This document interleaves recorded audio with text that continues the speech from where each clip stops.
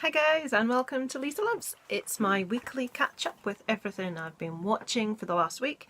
I would say what I've been listening to, and I would say what I've been reading because I'm still reading the same thing. I'm gonna have to switch books from The Long Walk to something else because it keeps putting me to sleep. I'm not saying it's a bad book, it's a good book, but I just can't seem to stay awake. Honestly, I have to. Any recommendations, guys, of a really good book? I love anything paranormal, supernatural, crime related, anything like something that's fast paced, that's going to keep my interest. Right, so I will start with, first of all, look at my hair. Honestly, it's just as untidy as it ever was. It's just shorter. So I've now washed it.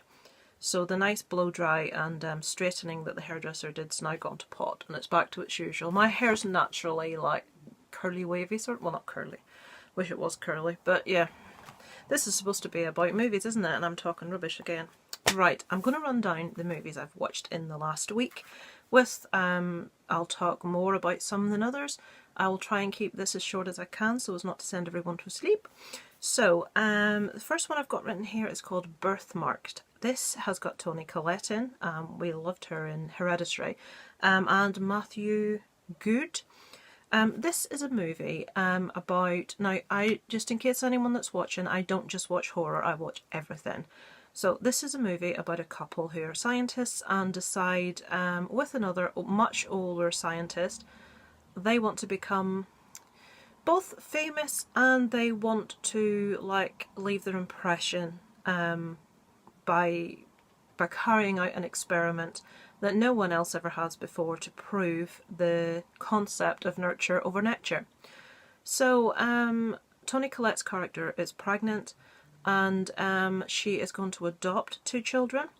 One of these children is from like a home with very, not very bright parents. They are going to try and nurture her to be, I think it was maybe a doctor. One of the boys is from a home where it was very violent, just not the nicest of backgrounds, and they wanted to nurture him to be a pacifist.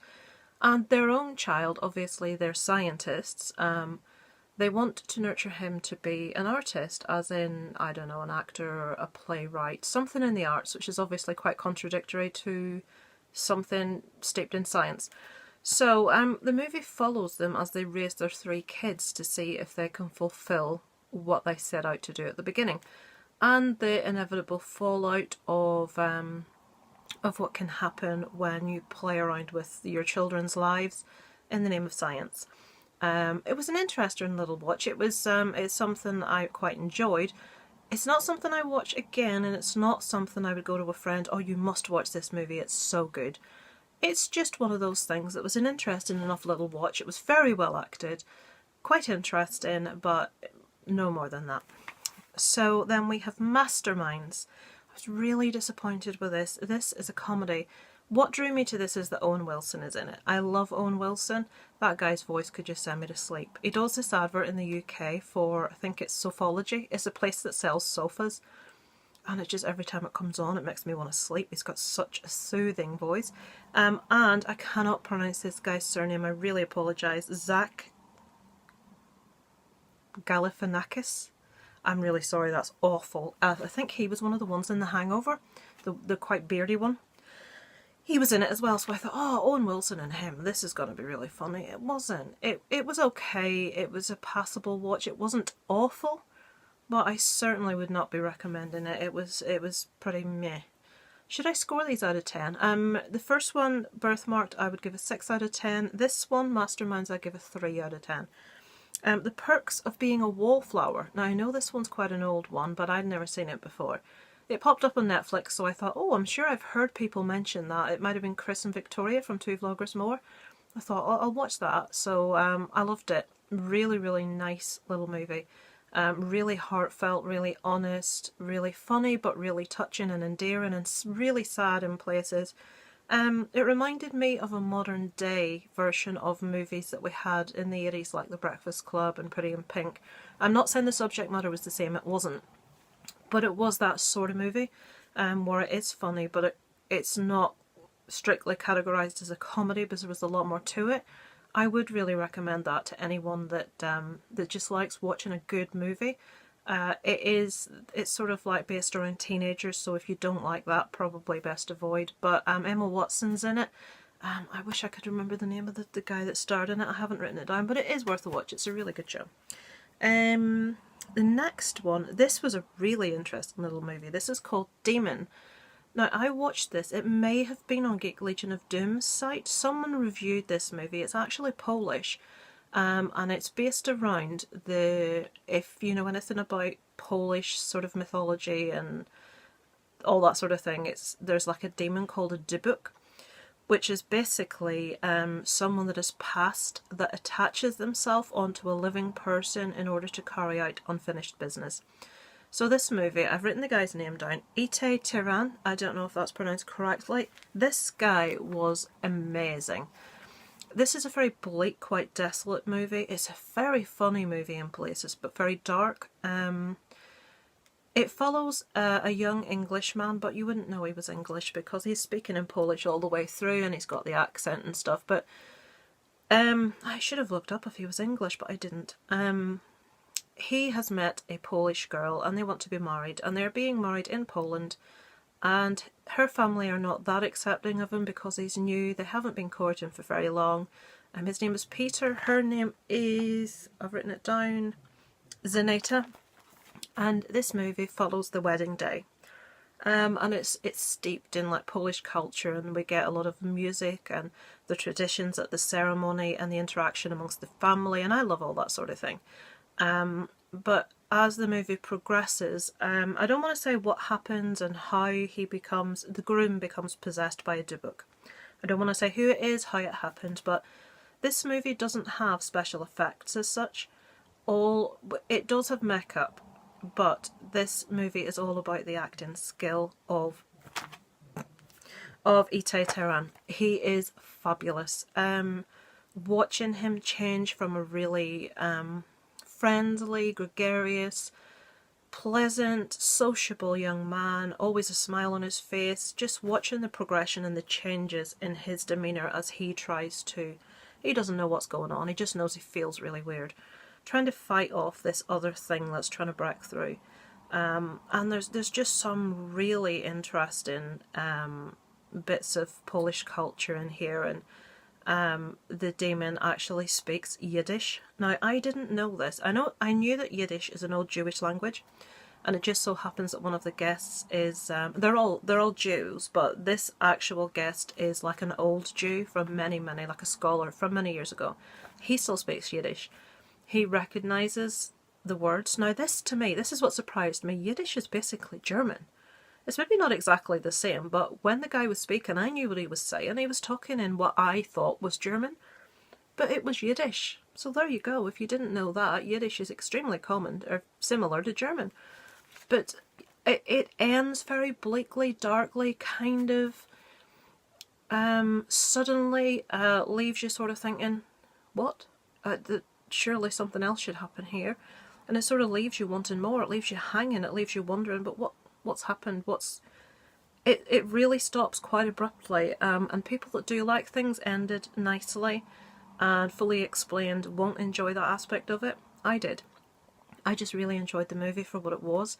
It was just really interesting. It was unlike anything I'd watched before, and I was completely blown away by this guy's acting. He was tremendous. There was no dependence on special effects and massive amounts of makeup. There was a slight amount of makeup for like darkening under the eyes or stuff like that maybe, but it was just purely this guy. He carried this movie totally on his own.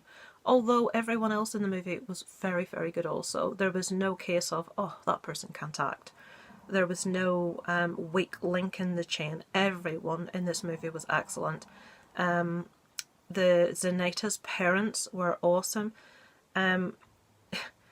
Like old Polish culture is quite similar in a sense to a lot of other cultures, where they're at the wedding and everything has to be hush-hushed and pushed under the carpet, and you can't let any of the guests see what's going on. Bring in more vodka, and they get everyone drunk and everyone's out of it, and it's just really funny. But it does sort of bring forward the importance among some of the older generation of quite, I don't know, maybe you could say devout, like, I know it can be quite common in Irish Catholicism, coming from my point of view, where everything to the older generation is a keeping up appearances, is a don't let people know that, try and keep that from them, let's just worry about what people think rather than how our children feel, all that sort of thing. So yeah, there's a massive aspect of that throughout the movie. But definite recommendation. Check this out, guys. It's called Demon. Right, I probably talked long. Oh, 10 minutes. Jesus, I apologise. Next one, Incredibles 2. I don't need to go into any detail about that. We finally got to the cinema to see it. I really enjoyed it. But what I must say is, as much as I really enjoyed it, there was a short that it showed before it called Bow. It was incredible. It made me cry. I had to like hide myself from my husband and son. I was like, oh my god, this like 5-minute cartoons just made me cry. But it was beautiful. So if you've been to the cinema to see The Incredibles, what did you think of Bow at the start? Oh, amazing. But yeah, I did really enjoy The Incredibles too. The next one, The Devil's Doorway. This is one that there's been a lot of fuss around YouTube about, not necessarily because it's very good from other people's point of view, but a lot of people have been talking about it. We had, I think, Aaron from Screen Stars, Spooky Astronauts. I really like that girl's channel. She just knows her stuff like so much. I'm sure that Leo from Geek Legion of Doom spoke about it. It's basically, the reason I wanted to watch this is it's set in Northern Ireland, where I'm from, obviously. And this follows, it's a very, it's that type of movie where the formula has been done many times before. 2 priests are sent into a home run by nuns. This home, I think it's set in the 60s, and this home is for ladies of ill repute. It's for young unmarried mothers and, you know, people like that. And basically nuns run the place. I have to say before I start off, coming from Northern Ireland and having attended Catholic school, some of my teachers were nuns. And I have to say the lady, I've written her down, Elena Berreen, who plays Mother Superior, spot on. I have been taught by nuns. I have been given the cane by nuns for no reason. There was a nun sacked from our primary school for cruelty to children. I could give you loads of stories, but a lot. I'm not saying this is a case by all nuns by any means of the imagination, but at that time in the 60s and in that type of role, that very much would have been the case that nuns were very hard-faced, were very strict, were very cruel even.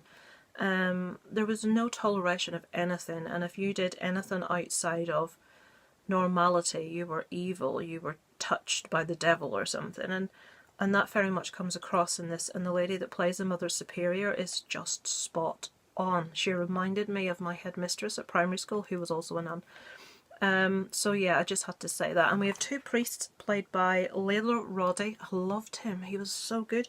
And Kieran Flynn, he was a younger, like a, what do you call when they're training to be a priest? Forgotten. But they were excellent. I've grown up around all of this. My grandparents and my mum would be ultra religious. And I sort of grew up a lot around priests and this sort of thing, and they put across just the whole, everything about it so well. It's just so true to fact. I find that a lot of things does like to demonise the Catholic Church, and I do know there is a lot that's gone on that's completely wrong, blah blah blah. I'm not being an advocate for anything here, but I love it when something gets it spot on. It's not exaggerating it, it's not trying to make it look fantastic or wonderful, it's just spot on, and this was spot on. But the story, now I've got that out of the way, I just wanted to say this because there hasn't been much positive said about this movie, so I just really wanted to get that across. This movie, as Leo from Geek Legion of Doom said, is very, very similar to a earlier release of a found footage film called Borderlands. Very similar premise. I will say Borderlands ended much better than this one. I quite enjoyed this one, The Devil's Doorway. I just did not like how it ended. But I did think it... Basically, sorry, I haven't even said what it's about. These 2 priests are called to this home because they have to like witness a miracle, and this older priest's job's basically to debunk it if someone's just trying to claim something that's not the case. And these statues are crying blood. Now this is a big thing that Someone in the review said, how's that a miracle? How's a statue crying blood a miracle? It's just something that is unexplained and has religious symbolism around it. So it's the same as stigmata and things like that. So they come in and basically lots of strange creepy things happen, especially around the younger priest. And I found myself feeling quite tense, and they relied a lot on sound and slight like suggestions of things, which I think is much, much better than showing things in full. In some cases they did show a couple of things in full, which I think was less effective than the suggestion. The ending for this was really, really poor. They discover in this home a young girl is being kept in a cellar. She's chained up. I'm not really giving away storyline here, but and everything that's going on somehow surrounds this girl. The ending is not something I predicted, but I just found it really, really disappointing. I felt that a really promising movie, something that I was really enjoying, to be honest, because I love found footage. I know that's not a common opinion, but I do love my found footage movies. I like this. I just felt the ending completely ruined it. So that's The Devil's Doorway. I won't talk any more about it. Duck, Duck, Goose. My son is off school at the minute, and occasionally we watch something like a cartoon. Duck, Duck, Goose. All I can say is I'm really happy I did not pay money to go to the cinema to see that piece of tripe. It was awful. I think when you're spoiled regularly with Disney and Pixar and then you watch stuff like that, it's like, oh God. Isaac watched all of it, but I thought it was absolutely terrible. Next one, Ghost Stories. This is another, I've seen a few people, including, again, Spooky Astronauts, went to see this, and her review made me really want to see it. This is a British movie starring Martin Freeman. You'll probably know him recently from the movie Cargo. He also was in the original British Office, is where he started out pretty much. And Andy Nyman. Now, Andy Nyman is the main star of this, and I'd never heard of him, and I'd never seen him before, and I thought he was fabulous. I have no idea who this guy is. So this story is kind of like an anthology. There are 3 stories that are in some way linked together. The movie follows Andy Nyman's character, who goes around disproving, I don't know, psychics and people that have claimed to have seen things. He's the world's biggest skeptic, but he has never been proved wrong. And a man calls him. This man is a man that he saw on television as a really young boy, and this guy disproved all these like instances of spirituality and stuff that had happened. He saw him as a young boy and thought, this is really interesting, this is what I want to do when I grow up, and it's what he goes on to do. And the person that calls him to investigate these 3 cases is the very person that he watched on television when he was a child. And he says, I've never been able to disprove these. Take a look at this. You know, you're wrong. Basically, your life's work and my life's work, we're wrong. Have a look into these cases. And that's what the movie follows. I really, really enjoyed this. This was genuinely creepy to me in places. It was exceedingly well acted in all cases of everyone involved. The ending was something I was totally not expecting, and if you get this ending, I'll give you £100. If you work out what's going to happen long before it shows what happens, no, it's a complete twist. I like the ending. It was really unexpected, but there's a part of me that wanted it to end a different way. I can't say what, because that would give too much away. Next movie, You Were Never Really Here. This movie... This is going to be such a divisive movie, guys. This has got Joaquin Phoenix in. I'm trying to remember whose site I saw this review on. I'm thinking it might have been Aaron. I've got a hair in my mouth, sorry. Aaron from Screen Stars. This is a movie that follows. Joaquin Phoenix is a veteran. He has got post-traumatic stress disorder. And he is a hired gun, for want of a better word. And people hire him to... Like the case that he does in this is someone has kidnapped a politician's daughter, and she is being used as part of the child sex ring, and his job is to go in and extract her and hurt the people responsible for what they did. Now this movie is very, very short. and it's very difficult to watch. I don't mean that because it's a disturbing, but the way this movie is filmed, I think, is to give you an idea of what it's like inside the brain of someone with post-traumatic stress disorder. It's very disjointed, it's very confusing, it's got some parts, it's very hard to tie a lot of stuff together.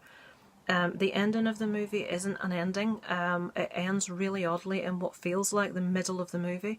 But it's just to give you an example of what these guys' brains, and women, what these people's brains are having to endure.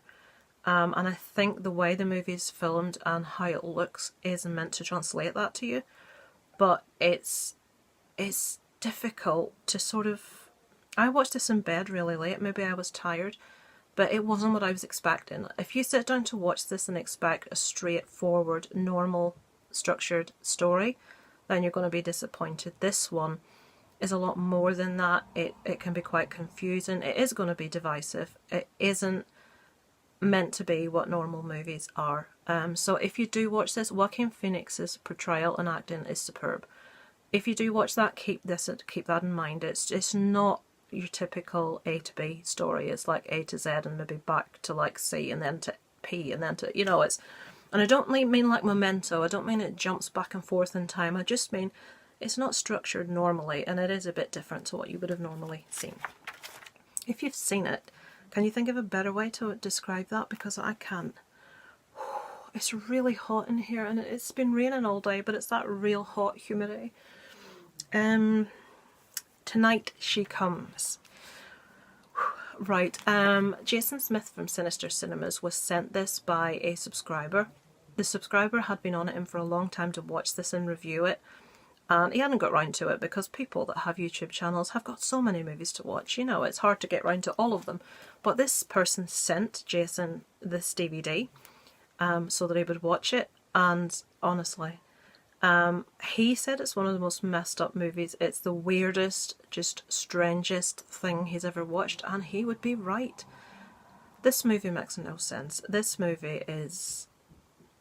I don't know what the person that done this was on when they did it.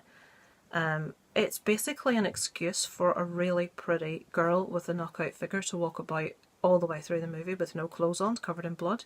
So there you go, lots of people will watch it now. But that's all it is. And it's crap. It really is awful. It's like they're trying to get viewers by shock tactics. And by that I don't mean that there's like loads of gore that's really impressive, because there isn't. It's really poorly done in places, actually, to be fair, but the story's just... it's not there. It's just terrible. And there's another scene where a guy who's a bit of a perv comes across a girl lying in the middle of nowhere and she's naked, and it very much looks like she's dead, and he's taking pictures on his phone, and it turns out she's not dead. But is that the same girl that's walking about covered in blood? It might be. I can't remember. Oh, it was awful, guys. If you want to watch a really, really weird film with a really attractive woman with a fantastic figure covered in blood, watch it. Don't blame me if the storyline's neither here nor there, because it isn't. Right, I just had to see what all the fuss was about, really, and I did. Oh dear. Right, The Small Woman in Grey. I was given this to watch by Leo from Geek Legion of Doom to review for him, which is what I'm going to do right after this video. This is a very, very small budgeted indie British film about a group of young people that go into the forest, and the forest is haunted by something. I'll not say any more. I'm going to go into a lot more detail in the review I do for Geek Legion of Doom. I will put the link in this video. It's not very good. For every reason under the sun. The acting's terrible, the music in it is laughable, the effects look like they were done on a 90s computer. It's awful. It's probably one of the worst things I've ever seen, to be fair. The Gate. Now this is one a lot of people have been talking about for a long... Have you not seen The Gate? Why have you not seen The Gate? So, in attempt to get my son into horror, this is a PG-13 movie. We sat down at the weekend. I haven't finished this yet. We haven't seen the end just yet. I've watched about 3/4. And it's one of those movies I think you needed to see in the 80s. You needed to see this when it was released. Watching it now as an adult, when you didn't see it at the time, all you can notice is like funny effects and things like that, like of little men running about. And I thought it was really funny. But I know Drisky McGillicuddy, this is one of his all-time favourite movies, and it was actually him saying numerous times he loved this that made me want to see it. I will reserve judgment until I've finished watching it. At the minute, you know, it's perfectly pleasant. It's just not, it's not very scary. It's a bit funny to me, to be fair. Little Evil, another Netflix movie. This is my husband's fault. I've seen this movie on Netflix, like advertised for months, and it's just looked terrible. So I just haven't went near it. It's really obvious by looking at the screenshot that it's like a parody on The Omen, and it's like that sort of thing doesn't appeal to me. So he chose it, and we watched it, and it was crap. It just fell short for me. People that know me will know that comedy horror is not something I enjoy. It's something that's really difficult to do well. Some movies do it really well, but most don't, and this didn't. Is that it? Oh, and I watched the end of the movie. I can't remember if I mentioned I'd finished it in last week's catch-up. It was Gonjiam, Haunted Asylum, a Japanese movie. I hope it's Japanese. I'm not sure if it's Japanese or Korean now. And it was really, really slow for the first 3 quarters. The last quarter of this movie is as creepy as hell. Now I think I have mentioned it because I feel like I'm repeating myself. It was really scary, the last quarter of this movie, and I honestly found myself putting myself in the position of these people. It's like a team of young people that go into a supposedly haunted asylum to do a live stream and to sort of like try and get their viewers to a certain so many million, I can't remember. And the end of it is super, super, super creepy. So yeah, if you watch that, you can really easily fast forward through the first half and watch the second half, but it is proper creepy at the end. So that's what I've watched in movies this week. Of those, I would say The Perks of Being a Wallflower stands out. And for horrors, Demon, that Polish one, I loved that. I thought that was really good. And I actually really did enjoy The Devil's Doorway, apart from how they ended it. Ghost Stories, really recommend that one as well. I think I'll leave the others. The ones that I would tell you were to avoid like the plague. If you've got kids, Duck Duck Goose is terrible. The Small Woman in Grey, awful. Tonight She Comes. I don't know how much time I've left because my iPhone storage full came up again. How frustrating. So yeah, I'll just leave talking about movies there. I finished The Chalet, the Netflix show, which was quite good, quite enjoyed it. Darren predicted the ending, he was right. I won't say that it was quite enjoyable, quite good. I'm really keen to get to get this done so I don't run out. I watched a show, for anyone in the UK, I watched a show on BBC One called Debt Killed Me, and it was really harrowing, it was really upsetting. It was about a young lad that got a job as a courier, and he was trying to make money, you know, a bicycle courier, and just the company were awful. This was all taken from, it's a completely true story, it was a representation of this young lad's life. But basically the ending of it is he hung himself because he got into such a state with debt and with bailiffs coming around trying to take his bike, which was the only way he had to make money. And it showed you the actual real body cam footage from the bailiff talking to this young lad a few days before he died and threatening him, and the way he spoke to him was atrocious. And just shows you how easily things can spiral out of control. I mean, he's a courier. He was like new on the job, he hadn't done the job before, and he took a right turn that he shouldn't have in traffic, and he got a 65 quid fine. And because he only got paid on Fridays, because it wasn't paid, I thought you got like 14 days or something. It wasn't paid by a certain amount, so it climbed up, and more and more and more debt kept getting added on for no reason. And he's trying really hard to make money, and he's losing all this money in fees, and they don't get their petrol paid for them. When I say bike courier, I mean like a little moped, like a little step through. And if something's far away, they don't get paid the petrol money for the return journey because the parcel isn't on board and things like this, and he keeps getting nobbled everywhere, and the poor young lad's trying his best, and it's a really, really sad story about the state of the world and how things are, and this young lad felt he had no other way out than to commit suicide. And it lets you hear the actual real conversation when this company that are responsible for chasing this young lad for the debt, and the way in which they did so, the manner in which they did it and the way they spoke to him, actually had the cheek to call his mother about the debt and to say, do you know why I'm calling you? And this poor woman says, I don't know, I have to bury my son today, I don't know how I'm going to live without him, and you're calling me about this? It was heartbreaking, and it was true, and that's just hideous. But yeah, if you're in the UK and you didn't see that, it will be on the iPlayer, and it's called Debt Killed Me, and it's a really upsetting story, guys. It's the way these companies deal with people is just atrocious, and it needs to be highlighted. Right, I have to mention this to do with listening to something. There's a show going to start on UK television. I think it's called The Unforgotten. Anyone in the UK will know what I'm talking about, and it keeps coming up in adverts, and they keep playing this song, and the only lyric you hear is, I will leave a light on. I'm going to insert a little clip here. Yeah, I will leave the light on.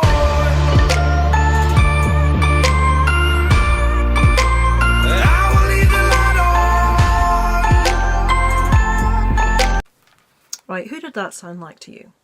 For months I have been sure that I know that voice, and I have listened to that voice an awful lot, and my husband was in the kitchen washing dishes tonight and he said, oh my god, who's he guesting on? That music's terrible, because he thought it was the same person that I did. Steven Tyler. That's Steven Tyler's voice, but no, it's not. It's actually someone called Tom Walker, and if you listen to the whole track, it sounds nothing like Steven Tyler, but that little bit of chorus sounds just like Steven Tyler, and it really aggravated me that it wasn't.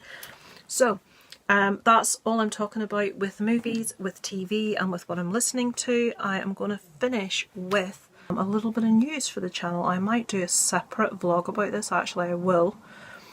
I am going to be taking part in my first ever live stream. We don't have a date for it as yet. It's going to be run by a channel called Horror Digest. He's had a bit of a hiatus for a while from his channel, but he's recently just come back. Have you heard my stomach? And my stomach's obviously not looking forward to the idea. I've been asked actually to do one of these before by the Horror Miser Monty G, and to be honest, I am bricking it. I'm really nervous. And I know that Monty does these streams all the time, and Queenie Todd, who was also involved, she does these all the time, and I just am really nervous about the thought. But this one, to my knowledge, everyone involved, this is going to be their first time as well. So, and it's people that I sort of got to know right when I began, people that I know quite well. Horror Digest. I don't know Horror Digest all that well. He's running the stream, but Sean Ersham will be doing it. Jason from Horrific Nightmares JM, Bronco Juggalos Talks Movies, and Movie Massacre. And they're all people that I've got to know quite well and really, really like, that are also as green behind the gills as I am, I think. Correct me if I'm wrong, guys, maybe you have done this before, but I like the idea of having a first stream with people that were as unfamiliar with it as I am, so I don't completely mess up an established, you know, people that know what they're doing. Hopefully then this little bit of experience doing this will enable me to do others, so we'll see what a fool I make of myself and whether I can do this. So yeah, I will end that there. I'll do another vlog about this in a little bit more detail. Not that I know any more detail, but I'm going to talk about it and a little bit of like social anxiety stuff as well. I may as well be honest with you guys. So yeah, that's what I watched, what I did, what I listened to, and what perplexed me in the last week. Hope you find oh! No! I was going to show you something I bought. Bet you're thinking, oh Christ, Lisa, I thought you were finished. Right. Do you remember the holy grail of bags from Primark that I couldn't find? It's the bag from a Florida trip next year for Disney. And that's the one I wanted, and I got it, and I'm so happy. All I need now is a little purse to go with it. It's black and it's got a red glittery bow on, and it's like quite big. But yeah, I'm super happy. I've now got 2 bags for Disney and I'm not going for like a year and a half. So yeah, I'm super happy about that. And I bought myself this little shirt. I'm sure this isn't exciting for most of you guys. It's just like a little tartan long sleeve shirt.